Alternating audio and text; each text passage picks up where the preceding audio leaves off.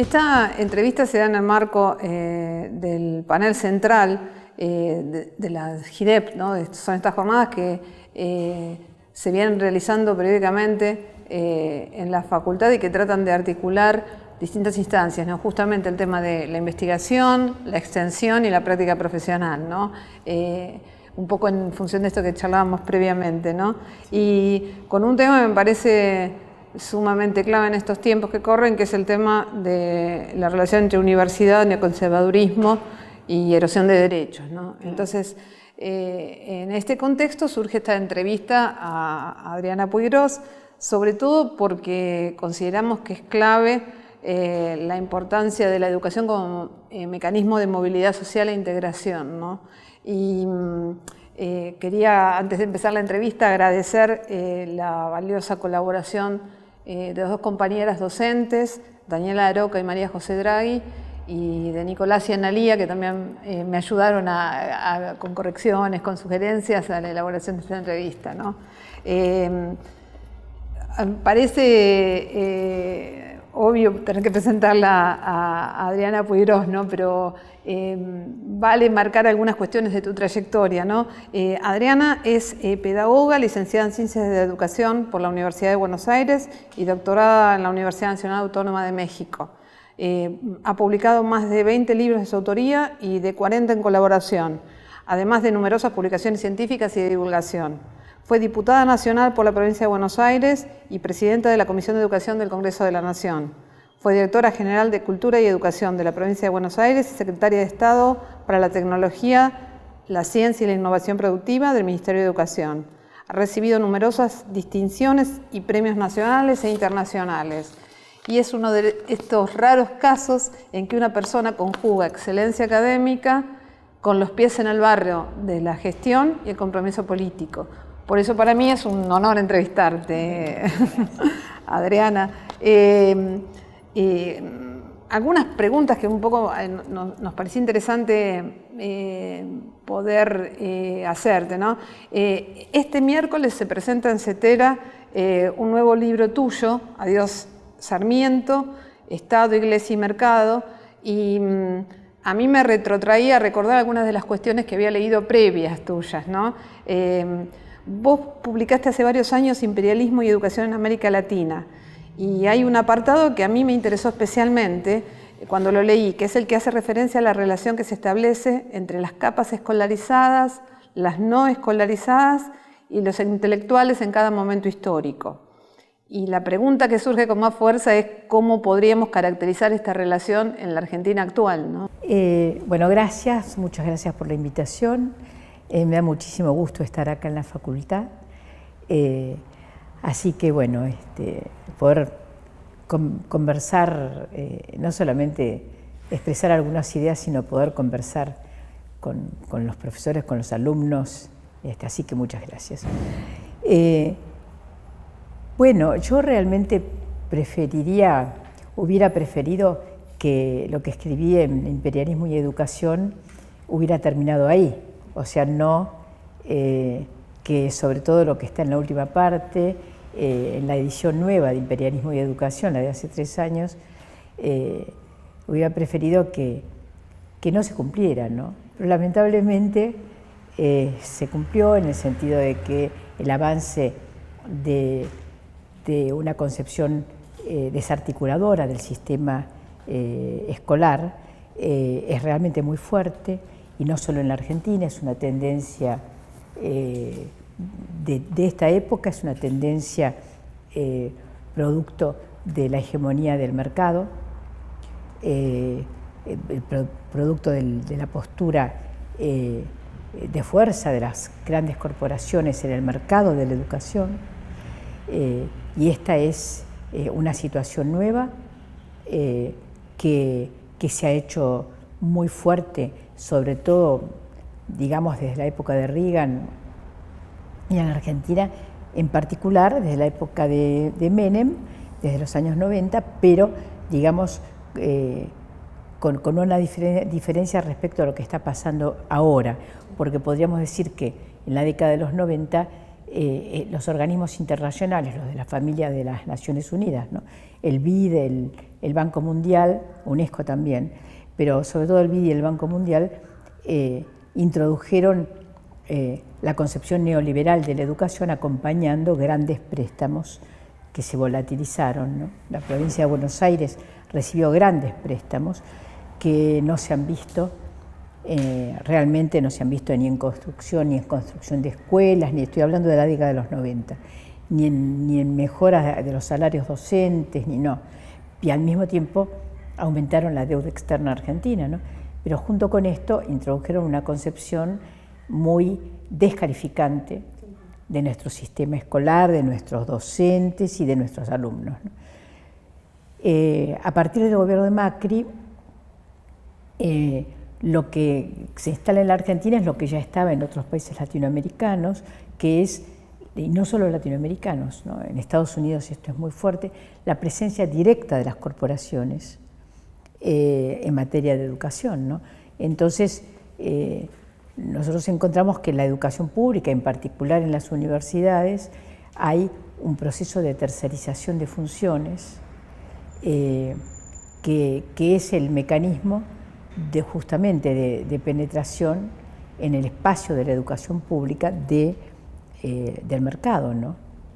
Y esto bajo un paraguas de legitimación y de legalización, que es la directiva de la OCDE, de la Organización para el Comercio y el Desarrollo Económico, que a fines de los 90 colocó en la lista de bienes transables a la educación. Y además la exigencia, ¿no?, de parte de la OCDE a los países miembros. La Argentina es miembro pleno de la OCDE desde enero del 2016, la exigencia de que levanten todas las barreras para la libre circulación de la compra-venta de educación, ¿no? Esa es la situación actual, con lo cual, bueno, por eso, eso me llevó a pensar mucho la diferencia entre el liberalismo y el neoliberalismo, entre nuestros próceres político-educadores, fundadores del sistema educativo argentino, y el pensamiento y la política de quienes lo están desarticulando, ¿no? Sí, vos planteás acá en el título del nuevo libro el tema de Estado, Iglesia y Mercado, ¿no? ¿Por qué es o sea, cómo te surge esta ampliación de título, ¿no? Que me parece muy sugestivo también, ¿no? En función de lo que vos comentabas recién, el adiós Sarmiento y esto otro, ¿no? Mira, durante el siglo XIX, la segunda mitad del siglo XIX y gran parte del siglo XX, el problema o la discusión central sobre la educación argentina se daba en términos de educación pública, educación privada, Estado o Iglesia, ¿sí? Si la educación debía ser religiosa y se debía enseñar religión en las escuelas, o la educación debía ser laica, y sobre todo el papel del Estado, ¿no? Pero esa es una discusión del siglo XX.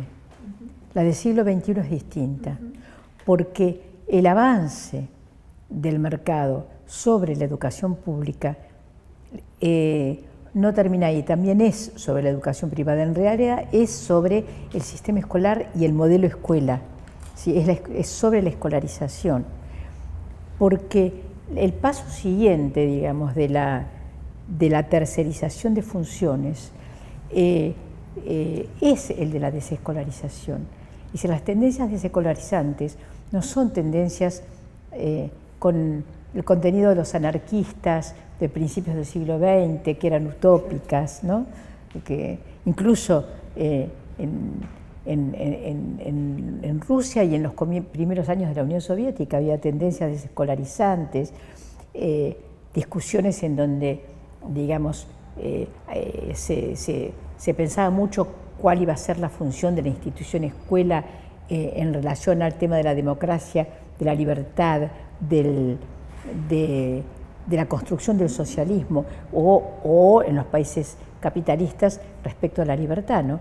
Pero eso se daba en otro contexto. Después, muchos años después, en la década de 1960, comienzos de los 70, Iván Illich, un teórico y un sacerdote que vivió muchos años en México, planteó nuevamente, retomó, bueno, hubo otros, pero lo nombro a Iván Illich porque últimamente ha sido puesto de nuevo de moda.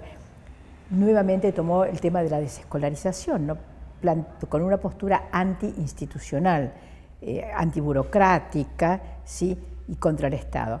Ahora, el problema es que, aun cuando muchas de esas críticas tienen sentido, el problema es que no se pueden descontextuar. Y el contexto de la desescolarización en el mundo del mercado, ¿sí? no conduce a una mayor libertad y la creatividad y la espontaneidad del alumno, sino que este discurso es el que ha tomado, ¿sí? Muy fuertemente el neoliberalismo. Entonces, nos presentan reformas, como por ejemplo la reforma de la secundaria que se está empezando a implementar en la ciudad de Buenos Aires. Entonces, dicen que van a formar alumnos críticos, jóvenes emprendedores, etcétera, en un marco que es completamente distinto, ¿no?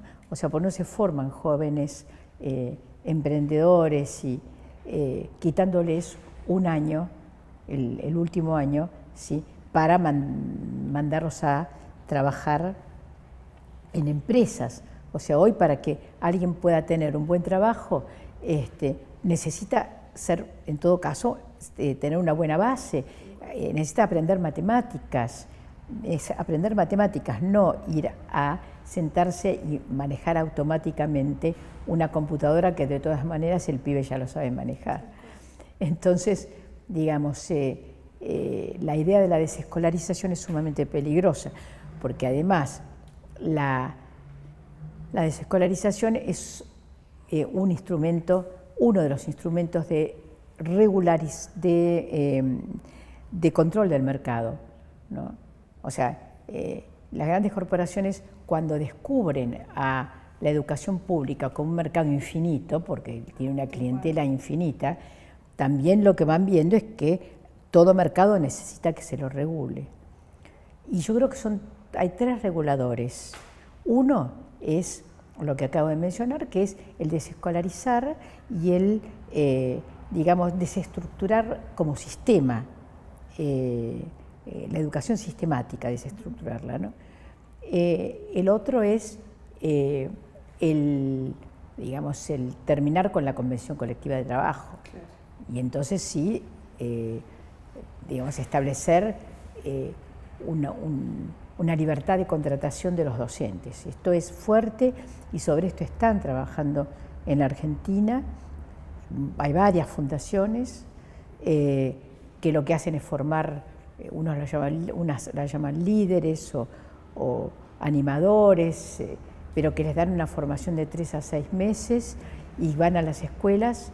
Hay algunas del conurbano donde ya hay algunos de estos supuestos educadores y van como a colaborar con los docentes. Hay en San Martín y en 3 de febrero, para dar ejemplos concretos, en escuelas técnicas, ¿sí? Con anuencia del gobierno de la provincia de Buenos Aires. Y entonces dicen que van a mejorar la calidad de la educación, ¿no? Pero es gente contratada por fuera del convenio, como monotributistas en general, también voluntarios. Entonces, digamos, acá, si esto lo sumamos a que el gobierno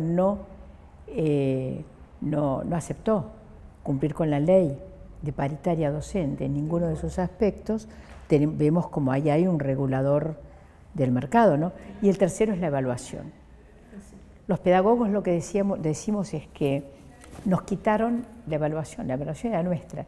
La Argentina, como todos los países de América Latina, tienen una tradición de evaluación incorporada al proceso de enseñanza-aprendizaje. O sea, en la historia de educación argentina encontramos trabajos de los positivistas, trabajos de los espiritualistas, trabajos de todas las corrientes en relación a la evaluación, ¿no?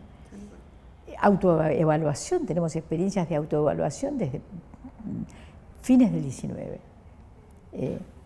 Justamente estaba viendo hoy a la mañana un libro interesantísimo sobre las experiencias alternativas de esa época, y la evaluación, la autoevaluación, la evaluación como parte del diálogo entre docente y alumno, todo eso tenemos mucha experiencia. Ahora resulta que nos dicen desde afuera del sistema educativo, ¿sí?, que nosotros no, que necesitamos evaluar, que como si nunca hubiéramos evaluar, que necesitamos que nos evalúen desde afuera, en tono descalificatorio.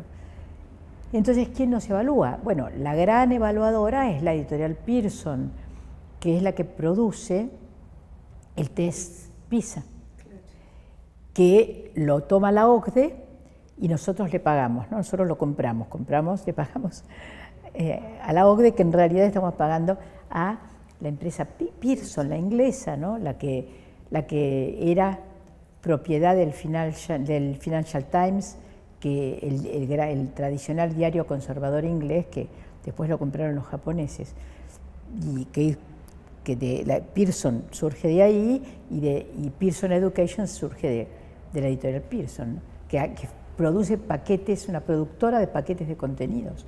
O sea, producen paquetes de contenidos y después nos evalúan sobre lo que quieren que aprendamos, ¿no?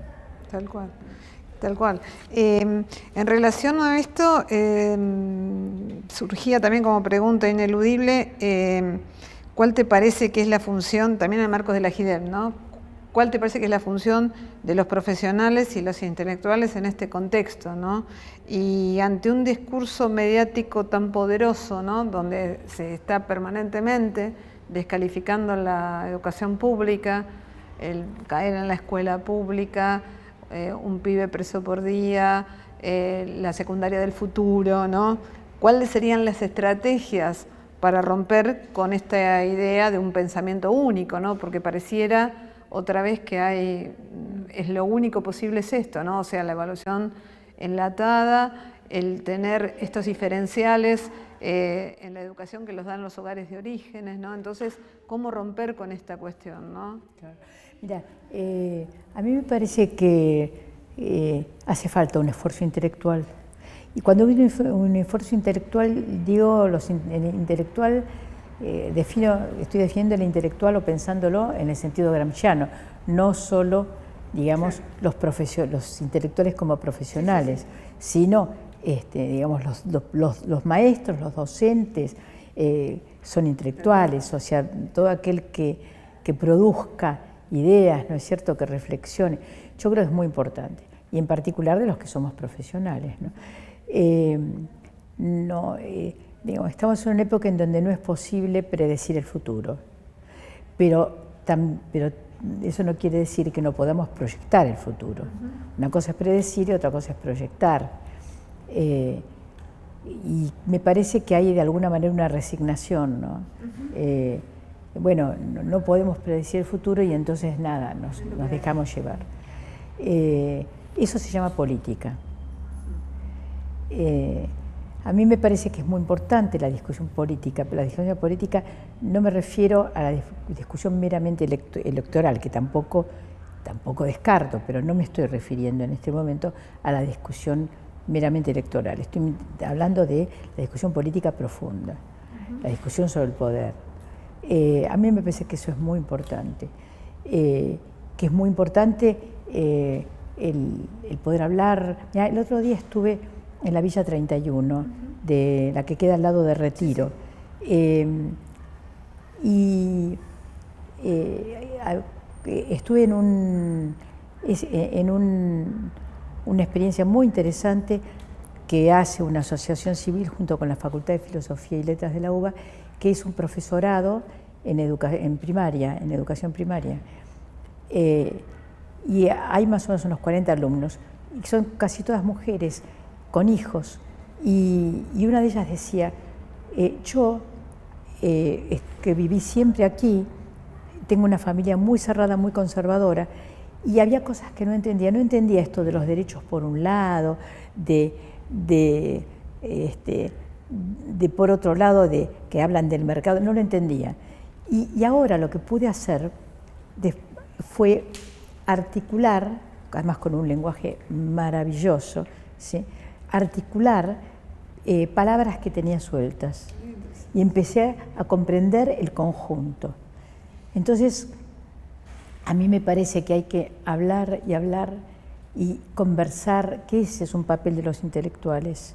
Será tratar de entender, tratar de comprender la situación en su conjunto y tratar de, digamos, de ayudar a otros y ayudarse a reconocer el propio lugar de sujeto, ¿no?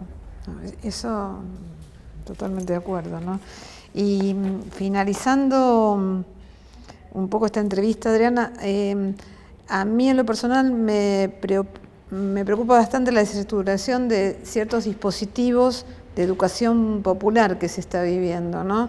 Y por otro lado, el aumento del analfabetismo funcional, que percibo a través, sobre todo, del trabajo de campo, ¿no?, que hago. Y ahí me parecía interesante conocer tu opinión al respecto, ¿no?, de estas dos cuestiones. Sí. Sí, a mí me parece muy grave. Por ejemplo, el hecho de que se haya desestructurado el programa Fines me parece gravísimo. En el Fines hubo cientos de miles de argentinos que lograron terminar la secundaria. Yo creo que hay un poco de crueldad, ¿no? En esto, de la misma manera que en quitar las becas. Me parece muy, muy grave. Me parece grave. Me hace pensar en la condición humana, ¿no? Y lo digo en serio, o sea, fui varias veces a Freud para tratar de entender. La semana pasada estuve leyendo y leyendo, repasando qué dicen los grandes historiadores, ¿no?, de Toynbee a Hobsbawm, qué dicen, ¿no?, sobre los momentos así en donde uno lo que ve, en los momentos de la historia en donde lo que prima parece ser la maldad, ¿no? Sí. Y yo creo que en esto hay maldad, en la desestructuración aparece Tánatos, fuerte ahí, ¿no? No hay ni un poquito de amor por la gente. Digamos, el retirar los fondos para los discapacitados o los fondos para los programas de alfabetización o los fines, digamos, realmente significa atrasar a las personas, a la sociedad, digamos, provocar el resentimiento. Esto me preocupa muchísimo. Y por otra parte también es deshacer puestos de trabajo, ¿no? Deshacer puestos de trabajo y deshacer puestos de estudio. O sea, un puesto de trabajo y un lugar de estudio que se desestructuran no se vuelven a construir inmediatamente, cuesta muchísimo trabajo, ¿no? Tanto un lugar de empleo, tanto un empleo como el de un estudiante que de pronto le cortaron la posibilidad de seguir estudiando para llegar a tener su título de secundario o llegar a alfabetizarse o que empezó la universidad, o sea, está habiendo deserción en muchas universidades. Entonces, como no quieren a las universidades públicas y mucho menos a las del conurbano, o sea, no las quieren. Y por lo tanto las protecciones que había, como becas, etcétera, son cada vez menos. Entonces, un estudiante una persona que en una u otra en un otro nivel educativo, programa, lo que fuere, se decidió, ¿sí?, a estudiar, a hacer un esfuerzo, que organizó su vida y de repente se lo cortan, ¿sí? Es una frustración muy grande. Así que a mí me parece que esto no es una situación pasajera, me parece que es algo que trae consecuencias estructurales y cicatrices muy dolorosas. Adriana, fue un placer enorme, en lo personal también para mí y para la institución, el tema de poder haberte realizado esta entrevista. Muchas gracias. Muchísimas gracias.